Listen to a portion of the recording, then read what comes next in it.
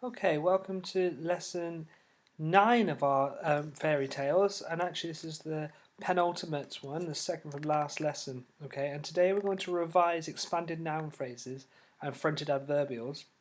And what I'm hoping is that will really help you to write a brilliant ending to your story. And I've put sentences here, but it should say to write the ending to my story. So today we're going to use expanded noun phrases and to use fronted adverbials, and then we're going to write the ending to our stories. So to warm yourselves up, I've got here a magical kingdom, a lovely setting. What I'd like you to do is write all the words that you think might be associated with this setting. Pause the video now and have a go at writing a word bank of amazing words and phrases to describe this setting. We're first going to look at expanded noun phrases. So I've got a short clip here to explain what an expanded noun phrase is. And then I'd like what I think you could do is maybe write some examples of them and maybe check back for your work from Tuesday and Wednesday and see if you can slot in any expanded noun phrases to make your work even more imaginative. So work through this video clip and then extend your work using some of the ideas from the video. So now we're going to move on to expanded noun phrases. What is a noun phrase? Well, we know that a noun is a PPT, a person, place or thing. And do you know what a phrase is? A phrase is two or more words that doesn't include a verb. So a clause has a verb. A phrase is just two or more words, a group of words. So a noun phrase, I think, is going to be a group of words as a noun. So we've got the boat, or a field, or his coat. These are all examples of noun phrases. What about an expanded noun phrase? If you expand, you get bigger. So these are examples of expanded noun phrases. The small boat. So I've expanded the phrase the boat to now mean the small boat. What sort of word class is small? We know that boat is a noun. What about small? It's an adjective, isn't it? Okay, let's look at another example. A large field. So what have I expanded the phrase with? I've expanded it with the word large. And large is another example of what sort of word? An adjective. His yellow coat. So again, what word have I added in to expand it? Yellow. And what sort of word is it? An adjective. So we know that you can expand a noun phrase by adding in one adjective, and then that helps describe that noun. But you could also use two adjectives. The small, wooden boat. And what's really important is if you use two adjectives in your expanded noun phrase, you must use a comma. Can you just do comma for me? Comma. Can you do it even louder? Comma. So we always need adjective, comma, adjective. So in this example, we've got the small, wooden boat. And it gives even more detail. A large, open field. His yellow, waterproof coat. So when people refer to expanded noun phrases, they often mean a noun that is then described with two adjectives. Not always, but often. So I'm going to ask you to pause the video in a moment and see if you can spot the expanded noun phrases in these sentences. So remember, you're looking for two adjectives with a comma in between describing a noun. Number one, the frothy white waves splashed against the boat. Did you spot the expanded noun phrase? Number two, As Fausto sailed across the clear, sparkling waves, he thought about all that he owned. Did you spot those 2 adjectives with a comma? And number 3. The hot midday sun shone high above the sheep and tree. So can you pause your video now and can you point to the expanded noun phrase in each of these sentences? Which are the adjectives that are used? Which are the nouns? Are there commas involved? Pause the video now and I'll see you in a minute. Lovely. Let's see if you found them.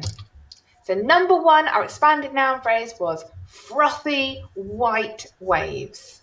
Number 2, our expanded noun phrase was the clear, sparkling waves. And number 3, our expanded noun phrase was the hot, midday sun.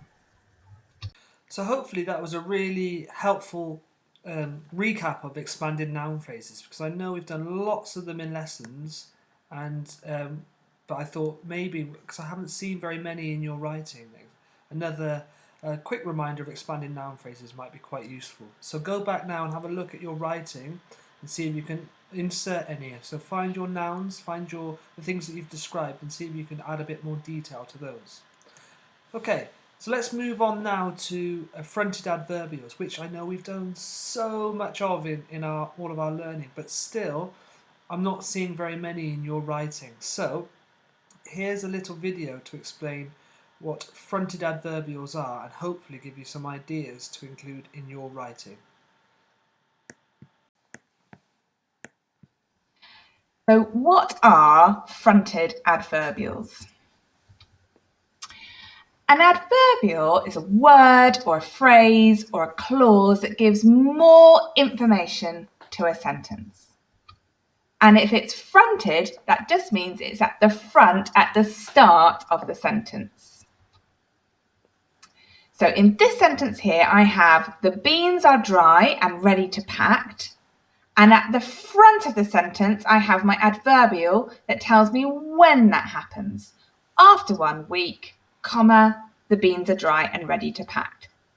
So our adverbial is giving more information about when the beans are packed, and it's a fronted adverbial because it is at the front, at the start.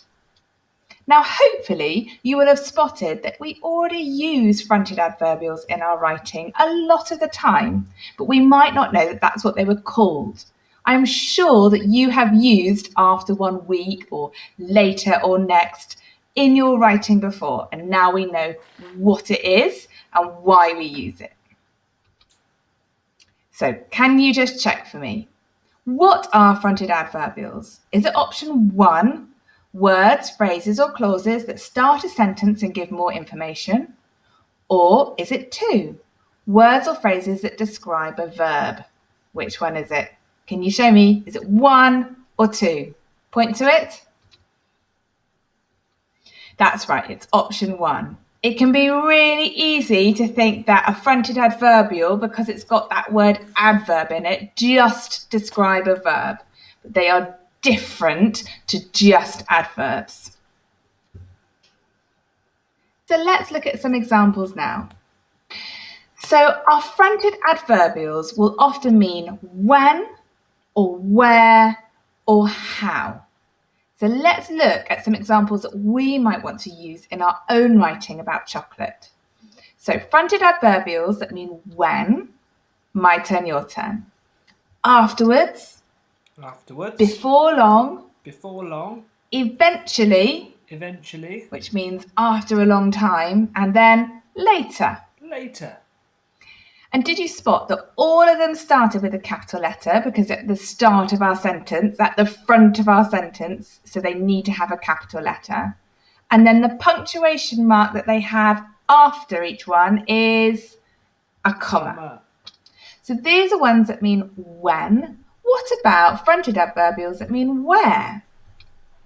My turn, your turn. Deep inside. Deep inside. On the straw mats. On the straw mats. Under the banana leaves. Under the banana leaves. And you can see that some of our adverbials are just one word and some of them are phrases. What about ones that mean how something is done? My turn, your turn. Slowly. Slowly. Carefully. Carefully. Rapidly. Rapidly. With great precision. With great So that's precision. being really precise. And did you spot here, for our adverbials that mean how, a lot of them are actually adverbs, aren't they? They describe a verb, and they often end in that ly, but not all of them are. So that last one, with great precision, is a phrase. It's not just one adverb word. Great, so now hopefully you've got lots of ideas for your fronted adverbials that maybe you can go back to your work now and have a go at inserting some fronted adverbials to add more information to your sentences. And then don't forget those commas after your fronted adverbials. So your task today is to read through your work so far this week, write an ending to your twisted fairy tale, and then try to include some fronted adverbials and expanded noun phrases once you've read through all of your work. So that ending to your twisted fairy tale is really, really important. Now, my advice for this, guys, is please do not just quickly do and they all lived happily ever after. I want some detail. I want to know how they felt and what it was like. And remember to use all that descriptive language, because it's quite easy now, after writing all that detail, with all that detail all the way through, that you can suddenly almost spoil your story by just quickly doing 2 sentences to finish it off. We want to know all about those characters, okay? So still writing at least 1, maybe 2 paragraphs to show how your story is going to end.